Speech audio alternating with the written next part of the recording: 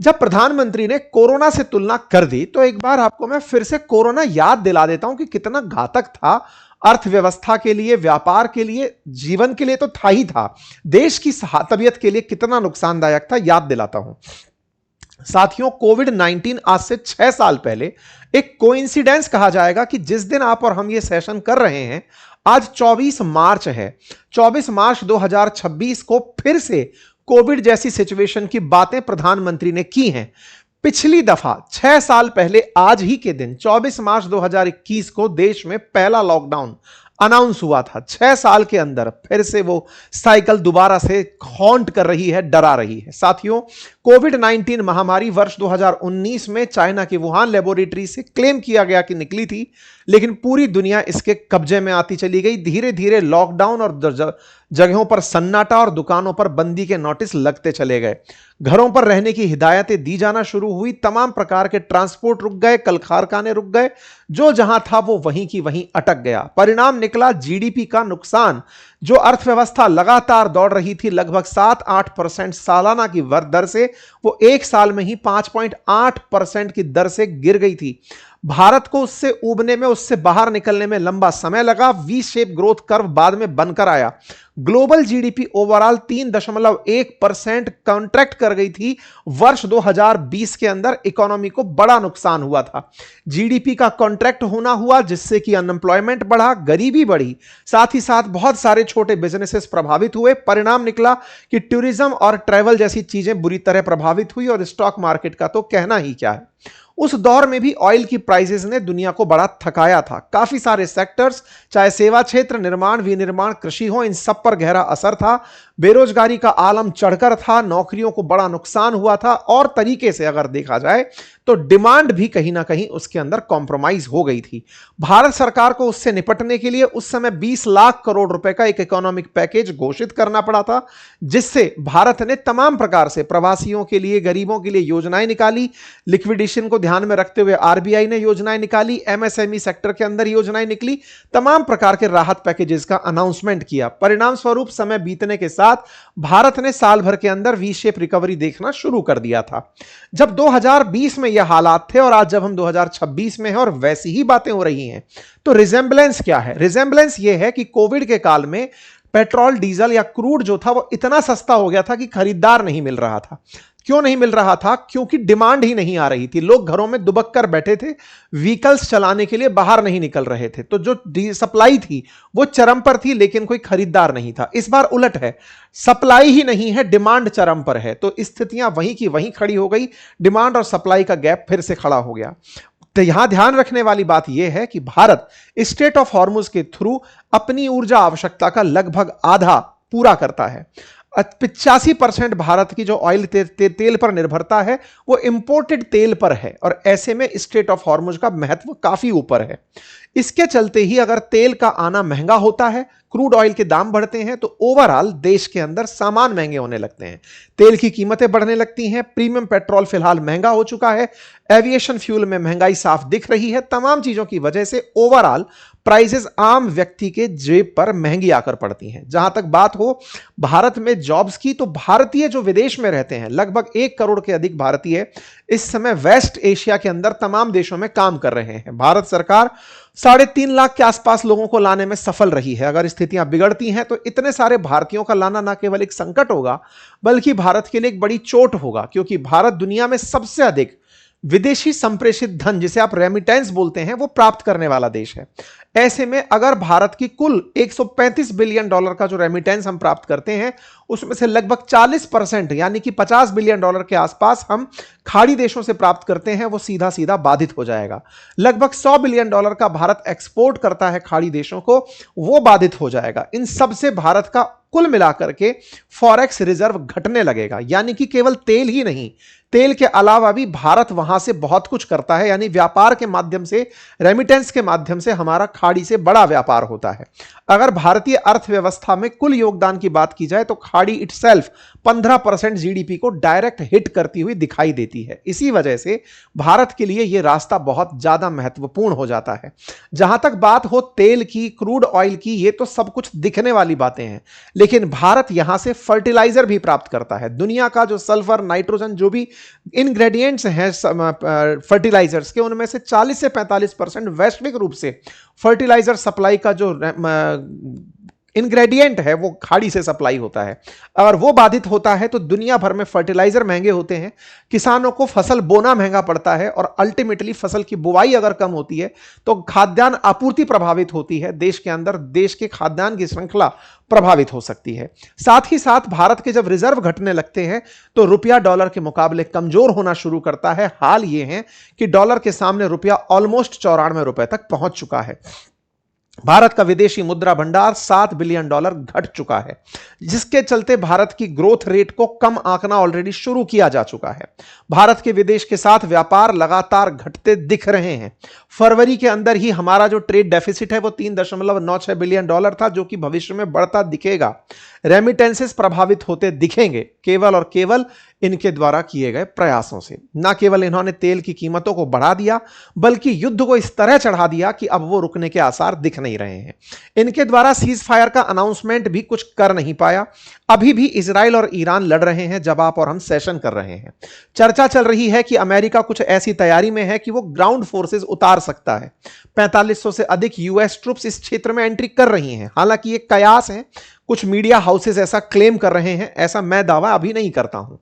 Iran Israel के चलते इस युद्ध में तमाम प्रकार के प्रभाव ईरान की वजह से और अमेरिका की वजह से दुनिया को असर डाल रहे हैं। दुनिया के असर के चलते अब रिकमेंड किया गया है इंटरनेशनल एनर्जी एजेंसी के द्वारा कि आप वर्क फ्रॉम होम प्रोवाइड करिए, लोगों से कहिए कि वो एयर ट्रैवल करना बंद करें। साथियों, यहां पर आप देखें कि इंटरनेशनल एनर्जी एजेंसी ने रिकमेंड किया है कि दुनिया भर के देश वर्क फ्रॉम होम प्रोवाइड करने की कहें, हाईवे की स्पीड को 10 किलोमीटर प्रति घंटे की रफ्तार से कम कर दें ताकि डीजल की खपत कम हो, पब्लिक ट्रांसपोर्ट को बढ़ावा दें, कार पूलिंग को बढ़ावा दें, कार शेयरिंग को बढ़ावा दें, कमर्शियल व्हीकल्स की एफिशिएंसी को बढ़ावा दें, एलपीजी के सपोर्ट करने के लिए कुछ अल्टरनेटिव तरीके विकसित किए जाएं, एलपीजी के लिए इलेक्ट्रिक ओवन तवों का इस्तेमाल किया जा सके तो वो किया जाए, यानी कि अल्टरनेट सोर्स पर काम किया जाए। यही कारण है कि ये दुनिया भर में ये रिकमेंडेशंस काम कर रही हैं। Pakistan already work from home चला रहा है।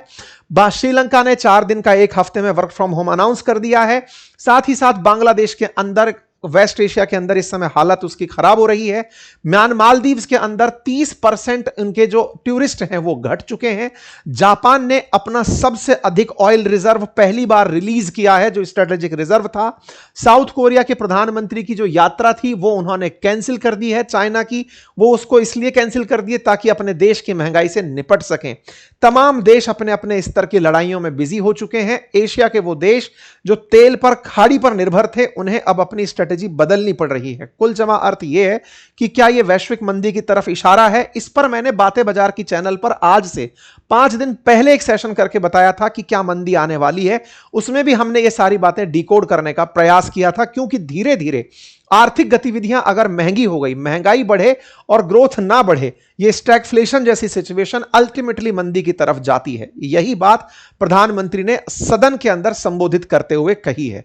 तो क्या इसका कोई समाधान सुझाया है? बिल्कुल। प्रधानमंत्री का कहना है कि फिलहाल भारत 41 देशों के साथ ऑयल खरीदने की चर्चा में लगा हुआ है। साथ ही साथ गैस और तेल संकट से निपटने के लिए हम अपने स्ट्रेटेजिक रिजर्व को तो यूज कर ही रहे हैं, साथ ही साथ में उन देशों के साथ भी बातचीत में है जिनसे हम अपना सप्लाई बढ़ा सकते हैं। वैकल्पिक स्रोतों के बारे में चर्चाएं चल रही हैं। किसानों के लिए हमने अपना यूरिया उत्पादन 6 यूरिया प्लांट शुरू करके उसको बढ़ा दिया है। भारतीयों की सुरक्षा के लिए तमाम प्रयास जारी हैं। हम तमाम प्रकार से भारतीयों को वापस लाने का प्रयास कर रहे हैं। पावर सप्लाई के लिए हमने पर्याप्त मात्रा में कोयले का स्टॉक किया हुआ है। एनर्जी सेक्टर को ध्यान में रखते हुए हम अपने लिए एक ऐसा ग्रुप बनाए हैं जो पूरी तरह से इस आपूर्ति को सुनिश्चित करने में मदद करे। न्यूक्लियर एनर्जी उत्पादन को बढ़ावा दिया जा रहा है। जमाखोरों के खिलाफ कार्रवाई की जा रही है। भारत सरकार ने 1 लाख करोड़ रुपए का स्टेबलाइजेशन फंड अनाउंस किया है ताकि इससे चुनौती से बचा जा सके। ब्लैक मार्केट जो एलपीजी का हो रहा है उससे निपटने के लिए लगातार कोशिशें की जा रही हैं। कैबिनेट कमेटी ऑन सिक्योरिटी की बैठक प्रधानमंत्री ने बुलाकर उसको चेयर किया और इस स्थिति परिस्थिति से निपटने के लिए दिशा निर्देश दिए, जिसमें short term, medium term, long term plan तैयार करने की कहा, दूसरे देशों से फर्टिलाइजर मंगवाने के लिए कहा और आयात के नए स्रोत तलाशने के लिए आदेश दिया गया। ऐसे ही क्रम में अमेरिका से हमें एलपीजी और रूस से क्रूड मिला और हाल में पता चला है कि ईरान से भी लगभग 5 मिलियन बैरल तेल जो है रिलायंस के द्वारा परचेज किया गया, यानी कि वैकल्पिक स्रोत तलाशे जा रहे हैं। रही बात एलपीजी की, तो एलपीजी के लिए कुछ नवाचार हुए हैं, जैसे बीपीसीएल ने हाल ही में एलपीजी एटीएम गुड़गांव में शुरू किया है ताकि 2 मिनट के अंदर वो अपना ऑर्डर रिफिल करके दे सके। हालांकि ये एक ऑप्शन क्रिएट किया गया है, सप्लाई को बढ़ाया नहीं गया है। ये तमाम चीजें हैं। साथ ही साथ राज्य सरकारों को 20% अलोकेशन जो कमर्शियल एलपीजी का है वो देने का प्रयास किया जा रहा है ताकि उन्हें अपने होटल और रेस्टोरेंट्स को चलाने के अंदर सप्लाई को सुनिश्चित करने में मदद मिल सके। एविएशन सेक्टर के अंदर जो डोमेस्टिक फेयर कैप लगा हुआ था वो हटा दिया गया है क्योंकि प्राइस स्काई रॉकेट हो रखे हैं।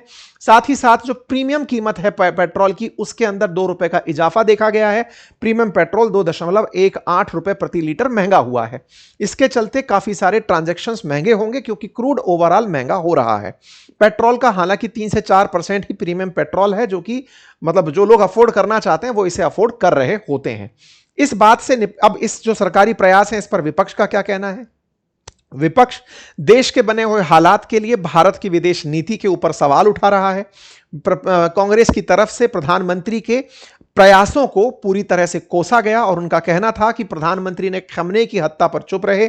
भारत के प्रधानमंत्री लंबे समय तक कोई स्टैंड नहीं लिए। भारत के प्रधानमंत्री पर उन्होंने तमाम प्रकार के ये आरोप लगाए कि आप लोगों ने बिल्कुल साहिब बीवी गुलाम के अंदर गुलाम की भूमिका निभाई। प्रधानमंत्री ने साहिब ट्रंप बने रहे, बीवी नेतन्याहू बनी रही और भारत के हालात बिगड़ते रहे। ऐसा कहते हुए कांग्रेस ने भारत को 23 दिन बाद बोलने की इजाजत भी प्रधानमंत्री को तब मिली जब उन लोगों ने यानी कि ट्रंप ने और नेतन्याहू ने कह दिया होगा, ऐसा कांग्रेस का आरोप है। हालांकि भारत सरकार के द्वारा कल के दिन सर्वदलीय बैठक बुलाई गई है। सर्वदलीय बैठक के लिए कांग्रेस की तरफ से राहुल गांधी जी प्रेजेंट नहीं होंगे, वो अनाउंस कर चुके हैं।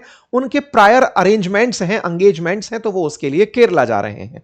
ये वो स्थिति है कि देश के अंदर निपटने के लिए जहां सभी पार्टियों को आपसी सामंजस्य की आवश्यकता है, देश किसी एक पार्टी का नहीं है। ऐसे में अगर सब दल मिलजुल कर एक देश भाव के साथ काम करते हुए दिखते हैं तो राष्ट्र के अंदर अव्यवस्था की स्थिति उत्पन्न नहीं होगी। लेकिन इनका राहुल गांधी जी की व्यस्तताएं कुछ अधिक हैं, ऐसे में उन्होंने इसको बाईपास करने का प्लान किया है।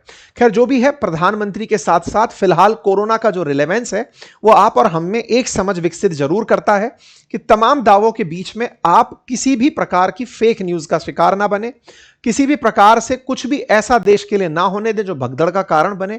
समझदारी से चलें तो अल्टीमेटली हम इस परिस्थिति से निपट पाएंगे। दुनिया का इकलौता देश भारत नहीं है जो इस स्थिति से पीड़ित हो रहा है। दुनिया की टॉप इकोनॉमीज में साउथ कोरिया, जापान जैसे देश भी इस पूरी स्थिति से निपटते समय चैलेंज फील कर रहे हैं। वर्ल्ड ऑर्डर में एक बड़ा चैलेंज आया हुआ है। आप सबसे रिक्वेस्ट है कि आप पूरी तरह से जो सरकारी इंस्ट्रक्शंस हों उन्हें पूरी तरह, जब आपको फेयर नोट पर वो प्राप्त हो, उन्हें फॉलो करते चलें, देश में शांति व्यवस्था बनाए रखें। फिलहाल के लिए इतना ही। और हाँ, इंपॉर्टेंट अनाउंसमेंट्स में एग्जाम का अनाउंसमेंट जो मैंने एसएससी का आपको बताया, अगर आप उसकी बुक लेना चाहते हैं तो अप टू डेट एकदम एग्जाम से रिलेटेड बुक मैंने आपके लिए तैयार की है। आप इसे ऑर्डर कर सकते हैं हमारे एप्लीकेशन से और यूट्यूब लिंक से जो कमेंट बॉक्स में पिन है। बहुत बहुत धन्यवाद।